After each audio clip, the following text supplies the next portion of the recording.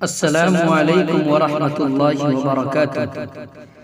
سامعین و ناظرین، میں آپ حضرات کے متعلق ایک اہم گفتگو لے کر آیا ہوں۔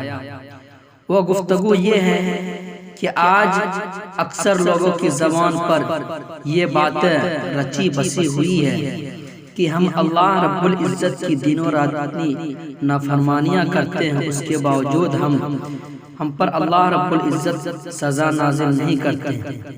اسی کے متعلق میں آپ حضرات کو دو تین باتیں عرض کرنا چاہتا ہوں۔ کسی شاگرد نے اپنے استاد سے کہا، ہم رات دن اللہ کی نافرمانی کرتے ہیں مگر اللہ تعالی ہمیں سزا نہیں دیتے۔ استاد محترم نے جواب دیا، ایسی بات نہیں ہے، بلکہ اللہ تعالی ہمیں کتنی سزائیں دیتا ہے مگر ہمیں اس کا احساس نہیں ہوتا۔ دیکھو اللہ کی سزائیں کیا ہوتی ہے، غور سے سنو۔ نمبر 1، مناجات الہی کی لذت سے محرومی۔ کیا رب سے مناجات کی لذت تم سے چھین نہیں لی گئی؟ نمبر 2، قساوت قلبی۔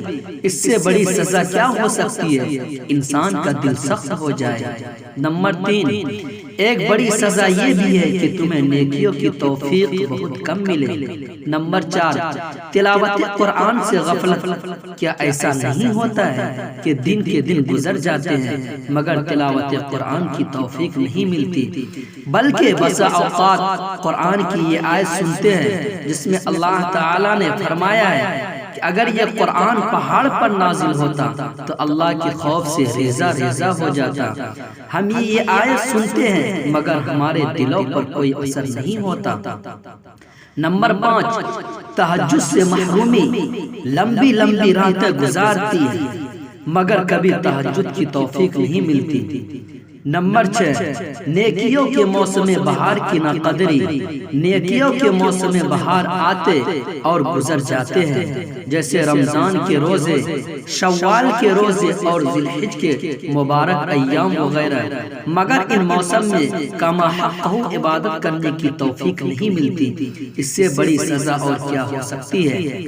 نمبر 7، عبادت کو بوجھ سمجھ کر کرنا۔ کیا تم عبادت کو بوجھ نہیں محسوس کرتے؟ نمبر 8، ذکر الہی سے لاپرواہی۔ کیا اللہ کے ذکر سے تمہاری زبان خاموش نہیں رہتی؟ نمبر 9، کیا نفسانی خواہشات کے سامنے خود کو کمزور نہیں محسوس کرتے؟ نمبر 10، دنیا کی محبت۔ کیا تم مال و دولت اور منصب و شہرت کی بے جا حرص و لالچ میں مبتلا نہیں ہو؟ اس سے بڑی سزا اور کیا ہو سکتی ہے سامعین و ناظرین۔ نمبر 11، کبیرہ گناہوں کو معمولی سمجھنا۔ کیا ایسا نہیں ہے کہ تم بڑے بڑے گناہوں کو معمولی اور حقیر سمجھتے ہو، جیسے جھوٹ، غیبت، چغل خوری، بہتان وغیرہ؟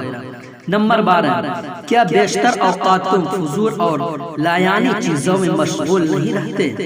نمبر 13، آخرت سے غفلت۔ کیا تم نے آخرت کو بھلا کر دنیا کو اپنا سب سے بڑا مقصد نہیں بنا لیا؟ یہ ساری محرومی اور